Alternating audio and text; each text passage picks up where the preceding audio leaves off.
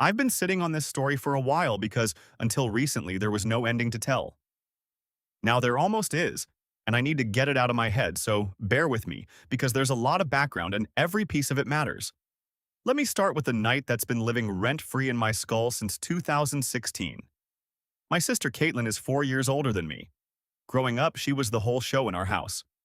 Our mom raised us mostly on her own after our dad left, and somewhere along the way she decided Caitlin was the one who was going to make it. Caitlin was pretty, Caitlin was charming, Caitlin was going to marry well and lift the family up. Me, I was the kid who took apart the lawnmower and put it back together. Mom used to say it like a consolation prize. He's not book smart, but he's good with his hands. You hear a thing like that enough times as a kid and it just becomes the water you swim in. Caitlin was the investment. I was the maintenance guy. That's not me being dramatic. That's just how the labor got divided in our family, and Caitlin absorbed that lesson better than anyone. She learned early that her job was to look like she came from more than we did, and my job was to not get in the way of the picture. So fast forward to when she got engaged to Randall. And I need you to remember that name, Randall, because he becomes a very important part of this whole thing later, so file him away. Randall's family had money. Real money. The kind where they owned a chain of car dealerships and a place out on the lake and belonged to a club with an initiation fee. When Caitlin brought him around, our mom acted like the mission had finally been accomplished. This was it. This was the marrying up she'd been coaching Caitlin toward her entire life. And Caitlin wanted it so badly she started editing our family down to the parts that wouldn't embarrass her. She'd correct our mom's stories to sound fancier. She stopped mentioning where we grew up. And she had a specific problem, which was me. Because at the time, I was 24 and I was at rock bottom. I'd been laid off from a warehouse job, I was sleeping on my buddy Christopher's pull-out couch, and I was driving a Pontiac that needed a quart of oil every week just to survive. I was not part of the picture Caitlin wanted to present to the dealership dynasty she was marrying into. I was the maintenance guy, and you don't put the maintenance guy at the head table. About 2 weeks before the wedding, she called me and asked if I'd help out at the reception. And honestly, my first thought was that she was including me, that she wanted me there, and this was her way of giving me a role since I couldn't exactly afford a nice gift. I said, of course, whatever you need, thinking chairs, thinking hauling, thinking the stuff I was good at. That is not what she meant. She meant serving. She'd told Randall's family that her brother did catering, and she wanted me in a black shirt and black slacks, pouring wine and passing appetizers and staying on the working side of the room all night. She laid it out very reasonably, the way she always framed things so that saying no would make me the difficult one. She said it would be too complicated to explain why I was both a guest and helping, that people would ask questions, and wasn't it just cleaner if for one night I was simply staff? She said she'd pay me even, like that was the generous part, like offering to pay me to disappear at her own wedding was her doing me a favor. And here's the thing that I've turned over in my head about 10,000 times since. I said yes. I said yes because I was broke and worn down, and because 30 years of being told my role in this family was to not get in the way had worked exactly as designed. I told myself she was stressed. I told myself family helps family. I put on the black shirt. I poured wine for Randall's relatives for 6 hours. I passed those little crab things on a tray until my arm went numb. Randall's mother pressed 220s into my hand at the end of the night and told me the young man from the caterers did a wonderful job. Caitlin did not introduce me to one single person as her brother. Not one. Her college friends, Randall's business partners, the whole room. To every one of them, I was the help. At one point during the toasts, I was refilling glasses at a table maybe 10 feet from her, close enough to see her face, and she looked right past me like I was furniture, because in that room, that's exactly what I was. I want to tell you I confronted her. I want to tell you I set down the tray and made a scene. I didn't. I finished the shift. I drove Christopher's borrowed hatchback back to his apartment, and I sat in the parking lot for a long time. And somewhere in that parking lot, something got decided. Not a breakdown, a decision. I decided I was never going to be the guy holding the tray again. And more than that, I decided that one day Caitlin was going to understand exactly what she did, not because I explained it to her, but because she was going to feel it. People love to say, let it go, don't let it eat you. Living well is the best revenge. And I did live well, but I never once let it go. That night became the engine for basically everything I did after. I'm not going to pretend to be a bigger person than I am. Some people get betrayed and they heal. I got betrayed and I got focused. So let me tell you what I did with the next 9 years, because this is where the story turns. Mom always said I was good with my hands, so I stopped being ashamed of it and started charging for it. I got a job with an event setup crew, the guys who show up at dawn and build the whole world a wedding stands on and then tear it down at midnight while everyone's drunk and happy. Grunt work. I was great at it. Within a year, I was running a crew. I saved everything, lived on nothing, kept crashing cheap so I could stack money. By 2019, I had my own little operation, a truck and a couple of guys, subcontracting logistics to venues around the area. I learned that business from the concrete up. The staffing, the vendors, the margins, the permits, all of it. And here's the part that matters. There's a barn venue outside town. A real nice one. Converted property, restored barn, big prep kitchen, a field that turns gold at sunset and photographs like a dream. I did set up work there for years.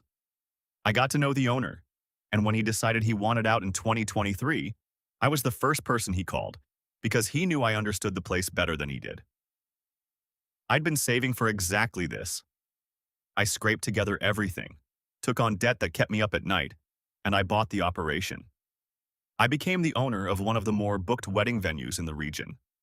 I was 31 by then, and I made a decision very deliberately, which was that I was not going to tell my family what I'd built. As far as Caitlin and my mom knew, I still worked in events, which in their minds meant I was still hauling other people's chairs.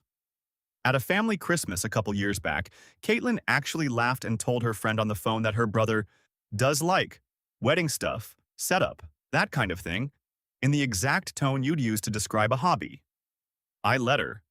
I wanted her to keep thinking small of me, because I understood something about my sister that she didn't understand about herself, which is that the day she knew what I really had would be the day she'd try to get close to it, and I wanted her nowhere near me until the moment I chose.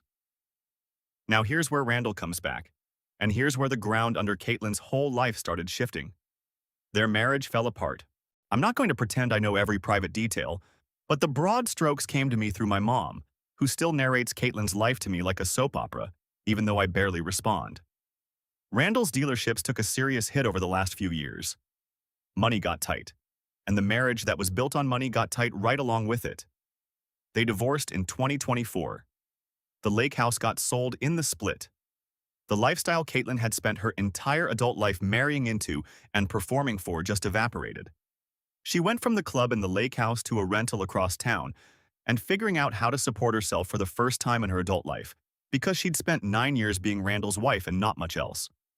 And my mom, telling me all this, framed it the way she has framed every single thing since we were kids. Poor Caitlin. Poor Caitlin, who deserved so much better. Poor Caitlin, who gave up everything. 30-some years, and the script never changes.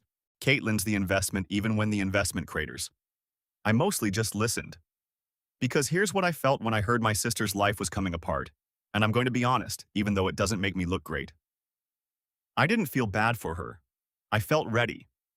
I'd spent 9 years turning myself into someone who couldn't be made to disappear, and I could feel the situation bending toward the moment I'd been building for.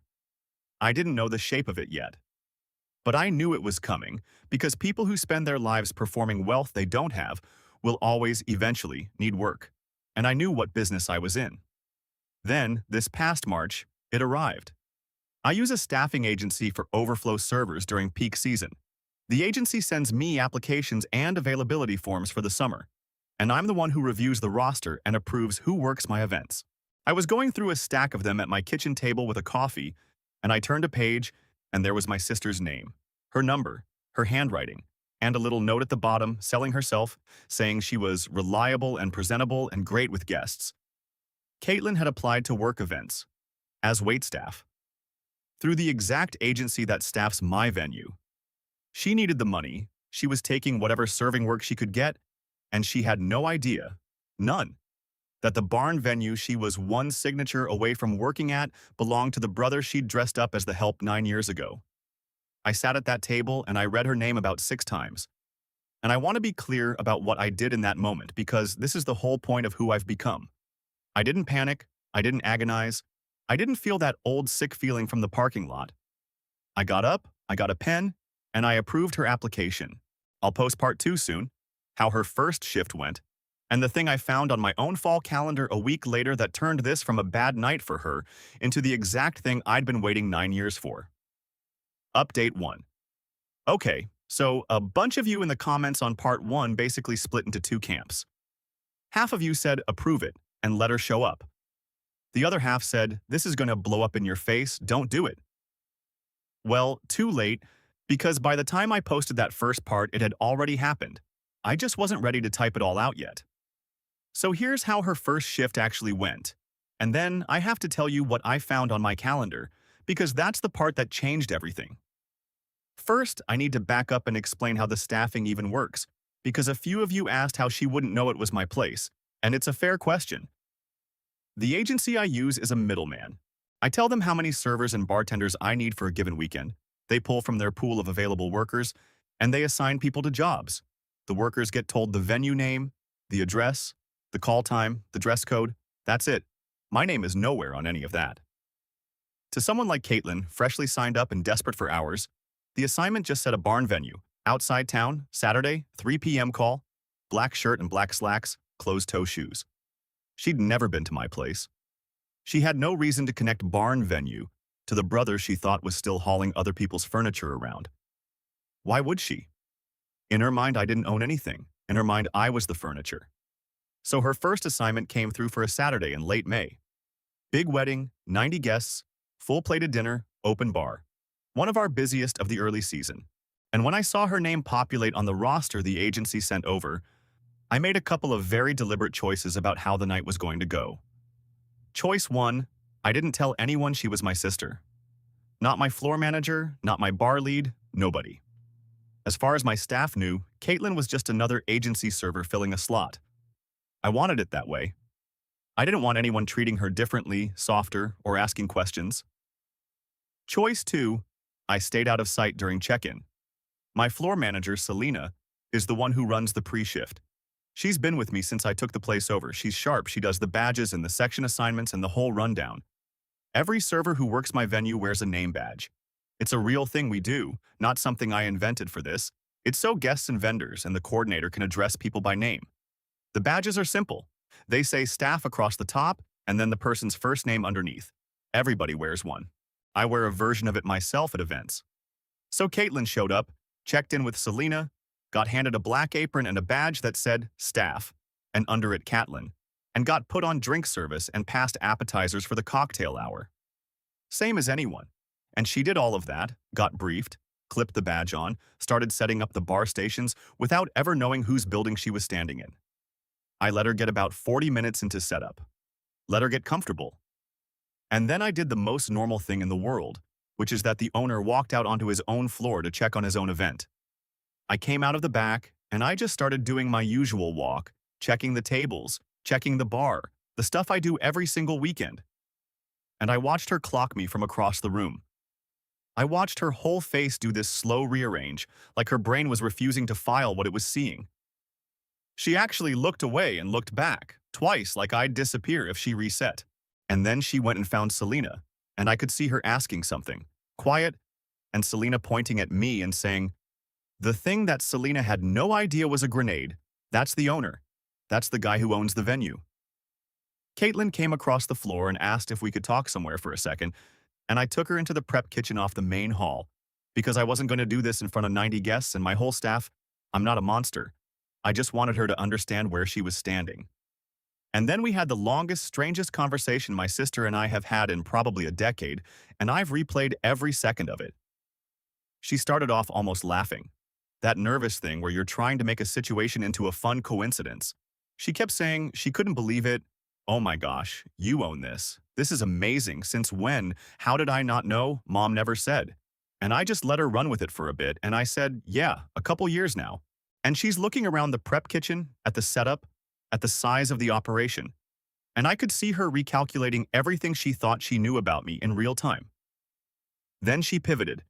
And this is where my sister showed me she's exactly who she's always been. She goes, okay, well, this is silly. We're family. I obviously can't work as a server at my own brother's wedding venue. That's ridiculous. And she said it like the matter was closed, like the natural order had reasserted itself. Like, of course, the second I turned out to have something, the rules changed and she got to step out of the black apron and up onto the family shelf where she belonged. She wanted me to either bump her up to some vague, better role. She actually floated the idea of her helping me manage events, like coordinating, front of house, something with a clipboard instead of a tray. Or, easier, just quietly release her from the shift so she could go home and we'd laugh about it later, and nobody would have to know she'd been booked as waitstaff. And here's the thing I need you all to understand about why this hit the way it did. She wasn't embarrassed that she'd treated me like the help 9 years ago. She was embarrassed that she was the help now. Those are completely different things. Not once in that kitchen did she connect the two. Not once did she go, oh my God, this is what you did for me at my wedding, I get it now. The irony that was crushing me from the inside was completely invisible to her. Because in Caitlin's world it was never wrong to put me in the black shirt. It was only wrong for her to be in one. That's the whole thing. That's 30 years of our family in one prep kitchen. She grew up being told she was the one who belonged at the head table, and she believed it so completely that even standing there in the apron, her instinct wasn't shame about the past.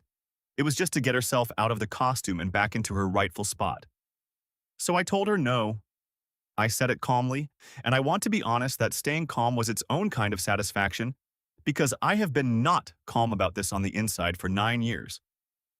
I told her the agency assigns the roles, and her role tonight was drinks and past apps, same as everyone else in a black apron. I told her I don't pull people off assignments because of who they're related to, that if I did that once with my own sister, in front of a staff who doesn't know she's my sister, I'd never be able to run a fair floor again. Which is true, by the way. That's not even a lie I made up to be cruel. That's how I actually run my place. She tried a few more angles. She said I was humiliating her. I told her nobody in that room knew who she was, that the only person who could humiliate her was herself. And she was welcome to work the shift with her head up like every other server I employ, most of whom she'd have crossed the street to avoid 2 years ago. That one landed, and she knew it. Then she went to the place I knew she'd eventually go, which was Mom. She said Mom would be devastated if she knew I was doing this to her, making my own sister serve drinks. And I told her she was welcome to call Mom on her break, but that I wasn't doing anything to her. She applied to an agency. The agency booked her. She showed up. I approve the roster, same as I approve every roster. If she wanted to quit, the door was right there. But, and this is the part I made very sure she understood, if she walked out on a shift she was booked for, the agency drops you. That's their policy, not mine. You no-show or you walk, you're off their list. And she needed that list because it was, as far as I could tell, the main thing standing between her and having no income at all. So I laid it out flat. She could stay and finish the shift and get paid like a professional, or she could walk and torch her standing with the one agency giving her work. And then I told her I had a floor to run, and I left her in the prep kitchen to decide. She stayed. She put the badge back on straight, and she worked the entire night. 6 hours. She poured wine and cleared plates and passed those little appetizers for 90 strangers with staff, Catelyn clipped to her chest, in her little brother's building. And I made a point of not hovering, not gloating, not standing there watching her because I didn't need to. I'd waited 9 years. I could be patient for 6 hours. Now. Here's the part that turned my stomach over, and not in a bad way. The following week I was doing what I do every Monday, which is going through the upcoming bookings, confirming deposits, checking the fall and winter calendar, making sure vendors are locked in. And I'm scrolling through October, and I hit a Saturday booking that had been on the books for months, put down back in the winter under the name of the bride. A woman named Evelyn.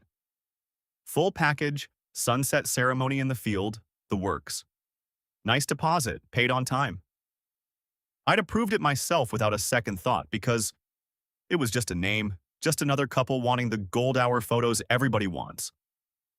Except this time, I actually looked at the secondary name on the contract.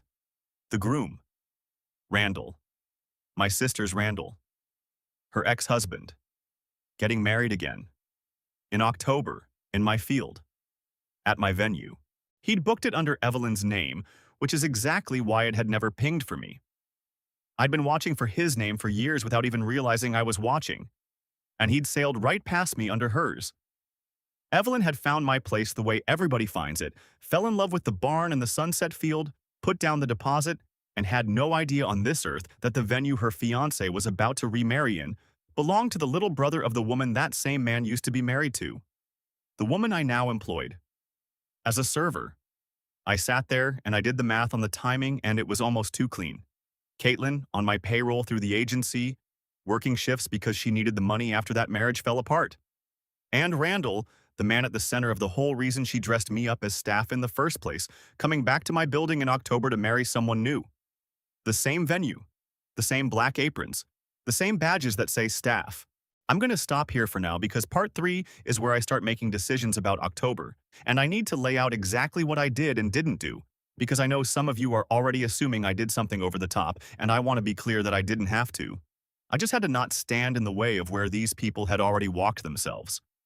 More soon. Update 2. So the response to part 2 was a lot. A bunch of you figured out where this was heading the second I mentioned October, and a few of you told me to be careful, that I was playing with something that could backfire. And honestly, you're not wrong, and I'll get to how it started getting complicated. But first I have to walk you through the months between May and October, because this wasn't one dramatic moment. It was a slow build, and the slow part is what made it work. After that first shift in May, I fully expected Caitlin to quit the agency. I figured no way she comes back and works my floor again after that prep kitchen conversation. I was wrong, and the reason I was wrong tells you everything about how bad her situation actually was. She came back. Not every weekend, but regularly. Because here's what I pieced together over those months, partly from what my mom kept feeding me and partly from just watching Caitlin operate. The divorce had genuinely wiped her out. Not in a losing the mansion, still comfortable way. In a real way. She'd spent 9 years as Randall's wife with no career of her own, no recent work history, nothing on a resume except being married to money. When that ended, she was in her mid-30s trying to generate income from scratch, and the fastest thing available to someone with no experience and an availability form was event serving. The agency work was, as far as I could tell, a real chunk of what she was living on. So she couldn't afford to torch it over pride, not even to get away from me. And that changed the whole dynamic because now she wasn't just occasionally on my floor, she was one of my regular agency servers, and we had to actually coexist. And that meant conversations, a lot of them, over months. The first few times she came back, she was cold and clipped with me, all business, wouldn't look at me longer than she had to. But you can't keep that up forever when someone signs your check, and slowly she started trying to talk to me. And these talks, spread out over the summer, are the closest my sister and I have ever come to actually saying the real thing out loud, and it never once fully landed for her, which I'll explain. Sometime in June, she caught me after a shift and tried the reasonable sister approach. She said, "Look, this is uncomfortable for both of us. Can't we find a way to make this normal? Can't I just help her get something steadier, something with more dignity than passing trays?" And I asked her, genuinely, what she thought I owed her that would make me do that. And she didn't have an answer that made sense because the honest answer was she thought I owed her by default, the way she'd always been owed by default, the way the whole family had always arranged itself around her being the one worth investing in. In July, it got sharper. She'd had a rough shift, a demanding bride, and she found me afterward and just went off a little. She said I was clearly enjoying this, that I'd obviously bought this whole place and kept my mouth shut just so I could lord it over her someday, that this was sick, that a normal brother would help his sister who was going through the worst time of her life. And I told her the truth, which is that I did not buy a wedding venue to get back at her. I bought it because I was good at the work and I wanted to own something. And it was pretty telling that her first assumption was that my entire adult success must secretly be about her. That shut her up for a second because it was true and because it revealed the things she couldn't see about herself. And here's the reason behind all of it, the thing I promised I'd explain, the why. My sister treats me like furniture because she was raised to believe the family only had enough lift in it for one person, and that person was her. My mom made that call when we were little. Caitlin was the pretty one, the promising one, the one whose job was to marry up and out and pull the family name up with her, and I was the one whose job was to be useful and not need anything. Caitlin didn't invent that hierarchy. She was just its best student. By the time she was planning her wedding to Randall, the idea that her broke brother might sit at a table with the dealership family wasn't even cruelty to her. It was just correct. Correct that I serve. Correct that she shine. She put me in that black shirt in 2016 the same way you'd move a folding chair out of a photo. No malice. Just tidying. And that is the part that's kept me up for 9 years. Way more than the shirt itself. Not that she hated me, that she didn't think about me enough to hate me. So no, I wasn't going to help her back up onto the shelf. Not because I'm cruel, but because for the first time in our entire lives, she was standing on the same floor I'd always stood on, and I wasn't about to be the one to lift her off it. Now here's where I have to tell you what I did about October, and where a couple of you are going to say I went too far, and I want to lay it out exactly so you can judge for yourselves. When I found Randall's name on that October booking, I had a decision to make, and it wasn't the decision you think. The wedding was already booked. Evelyn had already paid the deposit. Randall was already coming to my venue no matter what I did. The only real choice in front of me was about staffing, because I'm the one who requests servers from the agency for every event, and I'm the one who approves the roster. I could have made sure Caitlin was nowhere near that date. That would have been the safe, clean, decent thing. Keep my sister off her ex-husband's wedding, avoid the whole collision. I didn't do that. But I also want to be very clear, because it matters, that I did not force her onto it either. I didn't fake a schedule or trick her into that specific Saturday. What I did was more patient than that, and honestly more damning. When I put in my staffing request for that October weekend, I requested the number of servers I actually needed, and I made sure the agency knew I'd take Caitlin if she was available, the same as I'd been taking her all summer. That's it. I let the ordinary machinery do it. She'd been picking up nearly every weekend I offered because she needed the money. The odds were overwhelming she'd take this one too, sight unseen, the same way she took all the others, because to her, it was just another barn wedding, another 3 p.m. call, another black apron. She had no way of knowing whose wedding it was, because the assignment doesn't list the couple, it lists the venue and the time. So I set the table and I let her walk to it on her own, driven by the exact financial pressure that her marrying up life had left her in when it collapsed. I didn't have to lift a finger to push.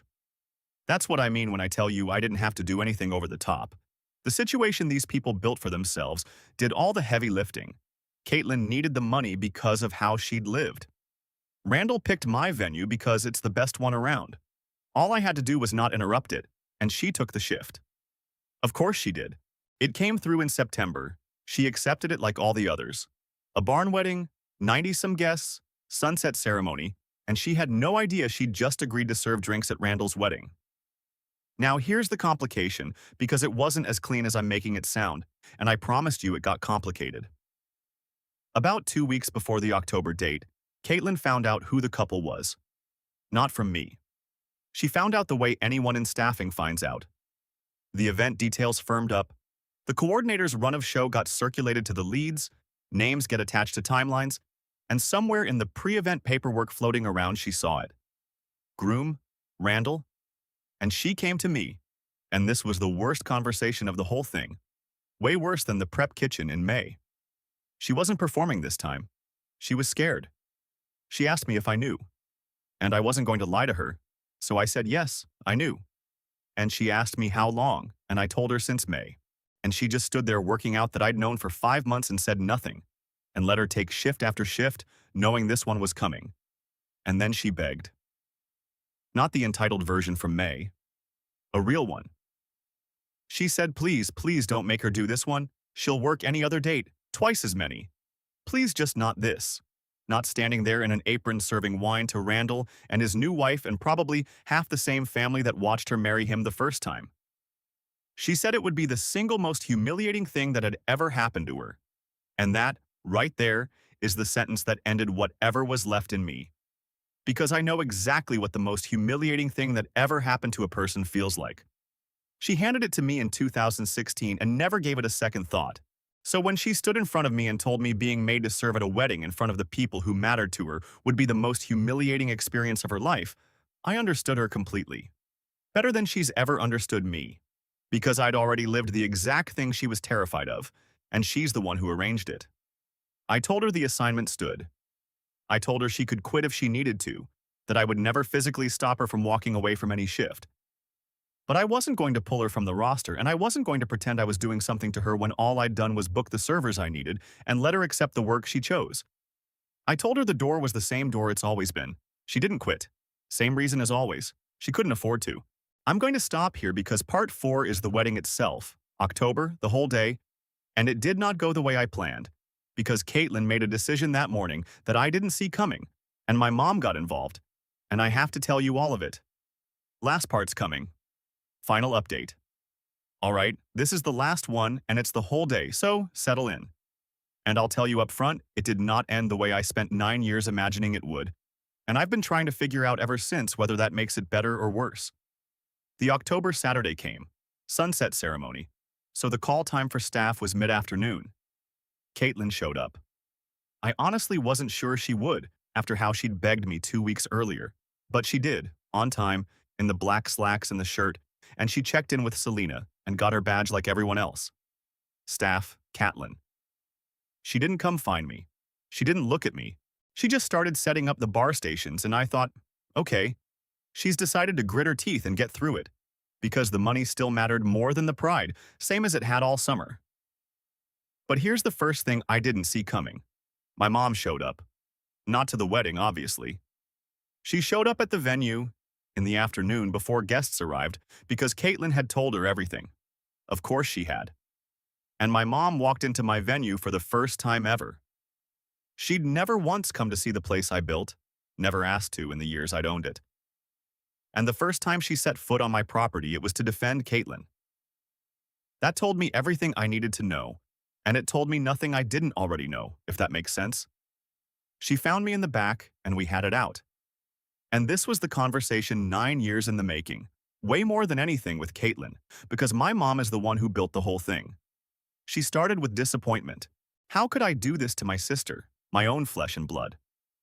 What kind of man makes his sister serve drinks at her ex-husband's wedding? And I let her get all the way through it. And then I asked her one question. I asked her if she remembered Caitlin's wedding in 2016. And she said of course she did. And I asked her if she remembered where I was that night. And she got quiet. Because she did remember, she just had never once thought of it as a problem. And I said it out loud, maybe for the first time in my life, to her face. I was in the black shirt, Mom. I poured wine for Randall's family for 6 hours, and Caitlin told them I worked for the caterer. And you were there. You saw me in that shirt. And you said nothing, because to you, that was where I belonged. And my mom's defense, and I want you to really hear this because it's the root of the entire thing, was that it was different. She actually said the words, it was different. Because Caitlin's wedding was important. Because there was a lot on the line. Because Caitlin was marrying into that family and everything had to be perfect, and I was being difficult by even bringing it up now, years later, like I'd been keeping score. And I told her yes, I'd been keeping score. For 9 years. Because nobody else in this family ever kept score on my behalf, so somebody had to. That's the why, for those of you who kept asking across all 4 parts. My mom decided when we were children that the family had one shot and Caitlin was it. Everything got sorted downstream from that one decision. Caitlin shines, I serve. And the day I served at her wedding wasn't a betrayal in their eyes, it was just the plan working correctly. My mom couldn't see what I did as wrong in October for the exact same reason she couldn't see what Caitlin did as wrong in 2016. In their world, it isn't cruelty to put me in the apron. It's just where the apron goes. She left before the ceremony. She couldn't stay and watch, and I didn't ask her to. Now here's the second thing I didn't see coming, the one that actually got me. The ceremony happened. It was fine. It was pretty. The field did its gold thing. And then came the reception and the cocktail hour, which is when the serving staff works the floor with trays of drinks and past appetizers, moving through the guests. Randall's crowd. A lot of the same faces from 2016, older now, plus Evelyn's family. And my sister, in her apron and her staff badge, walked out into that room with a tray. And I stood at the edge of it, finally, after 9 years, watching the exact mirror image of the night that made me. Caitlin serving drinks to Randall's family. Invisible in the black shirt, the way she'd made me invisible. This was the thing. This was the whole thing I'd built my life around getting to see. And I want to tell you, it felt like winning. It didn't. And I've thought hard about why. And it's not because I forgave her, because I want to be extremely clear that I have not forgiven Caitlin, and I did not help her, and I would make every single choice the same way again. It's not a healing thing. It's this. I watched her carry that tray through Randall's wedding, and she did it with her head up. She didn't crumble. She didn't cry.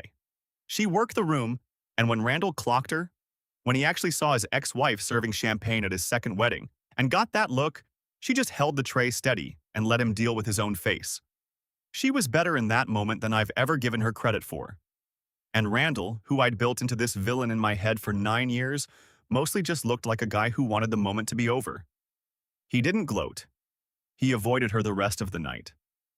There was no confrontation, no scene, because grown people at a wedding don't do that. They just quietly move through the worst day and go home. And I realized standing there that the person I'd really been at war with was never Randall. It was barely even Caitlin. It was the arrangement. It was the shelf and the floor, and my mom's decision in 30 years of being the maintenance guy.